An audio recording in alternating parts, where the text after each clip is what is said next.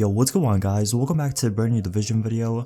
What if you guys today is the entire list of changes happening to the PTS 3. If you guys didn't know, yesterday we received a pretty long patch notes article about the changes happening. So today I decided to make a video on it and pretty much cover the most important things I think is very important to know. So if you guys want to see this with your own two eyes, the link will be in the description below to the patch notes. It's a pretty long article, but like I said, if you guys don't want to watch the video and just want to see the article on the patch notes, the first link in the description will lead you to that. Anyways, if you guys do enjoy this video, don't forget to leave a like, subscribe for more videos, and let's get right into these patch notes. So coming up first, we have some of the changes to Last Stand. Now if you guys didn't know, Last Stand is very buggy. There's so many people complaining about it and they're saying this should get changed, that should get changed. Honestly, I agree, there's so many problems right now. Hopefully they will figure out most of it before 1.6 actually comes out. But as of right now, Last Stand is just very buggy. There's so many different things, there's so many problems in my opinion with it that it's gonna take some time. But the first thing they actually did was they reduced the downstate health by 50% in Last Stand. This means down players will be killed twice faster than they were in PTS 2. So what this actually means is whenever you're playing Last Stand and you go down, instead of taking, let's say, 5 bullets for you to die just from someone shooting you, now it's gonna take like 2.5 or 2 bullets. So that's really nice because I've seen a lot of people complaining about that it was just taking way too long for people to pretty much die whenever they were down if someone was shooting them with a weapon. So obviously you can still go behind them and punch them and it's gonna be a one hit. But if you want to kill them with bullets, it did take a pretty long time, which was pretty annoying, but now it's definitely quicker and it should be a really significant difference. One of the other major problems in the Last Stand was a lot of players were complaining that they were not getting a lot of medkits, and every time they pretty much spawned, they would start off with a really low amount of medkits, and that pretty much prevented them from winning certain gunfights and stuff like that. So now every time you die in the Last Stand, you are going to be respawned with 5 medkits pretty much every time. So this is really nice. Everyone pretty much gets a fair chance. Whenever you spawned, you automatically have 5 medkits to win as many gunfights as you possibly can. One of the biggest changes a lot of people were hoping for, and it finally happened, were with skill proxies. Now if you guys didn't know, these things were pretty much very overpowered, and what I mean by this was like the support station, the turrets, seeker mines, and stuff like that. Well, now they pretty much got reduced by 50% in Last Stand, which is really nice because like I said, everyone was pretty much complaining about that. It was pretty annoying, just the turrets, the support station, the seeker mines were really overpowered.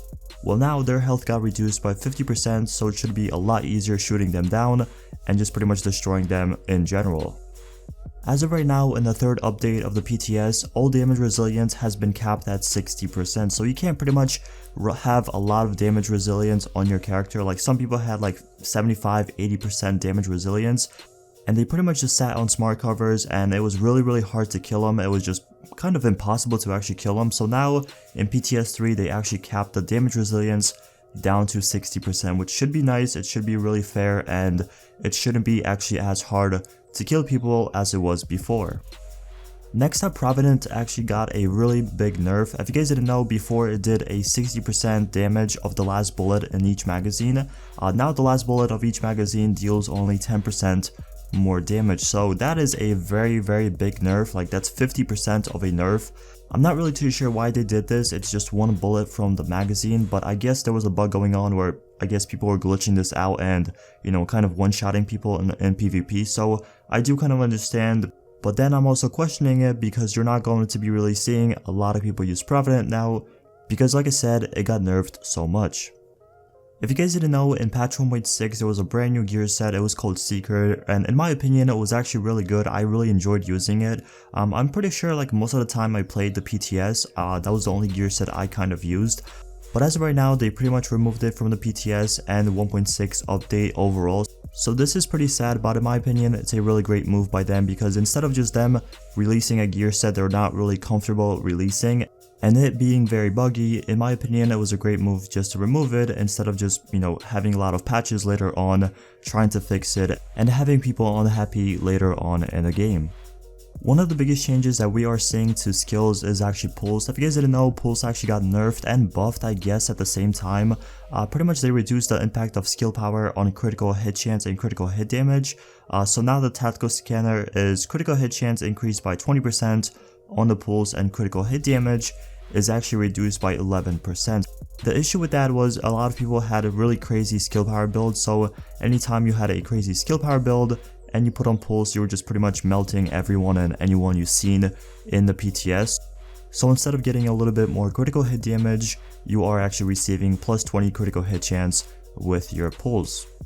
Last but definitely not least, we have some of the changes to first aid in PTS 3. So one of the biggest issue was a lot of people with low skill power, whenever they used heals like first aids, it wouldn't really heal them at all because they would have like around 85, maybe 90,000 skill power, and that heal would be just really weak for someone compared with like 150, 160 skill power. So they're trying to kind of like balance it out. So the first thing they did was self and ally heal increased by 50% on all mods.